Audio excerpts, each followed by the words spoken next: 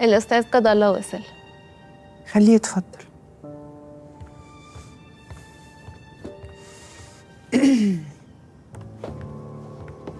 تعالى يا جدل. ركنتيني على الرف كتير، بس مش مشكلة، ما هو أنا ما ينفعش أزعل منك. والله ما كانش قصدي، كنت مشغولة. تعالى اقعد. بكلم منى كتير ما بتردش عليا، هي فين؟ اجازة، خلينا في المهم. عملت ايه؟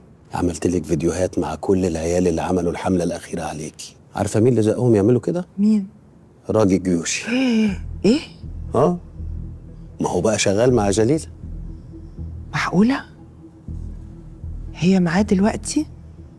طب انت عرفت منين؟ عيب بقى، ما انت ركناني بقالك كتير. ما علينا. المهم، عيل من اللي مدورين الحملة دي هو اللي بلغني وقال ان الموضوع ده يخص راجي.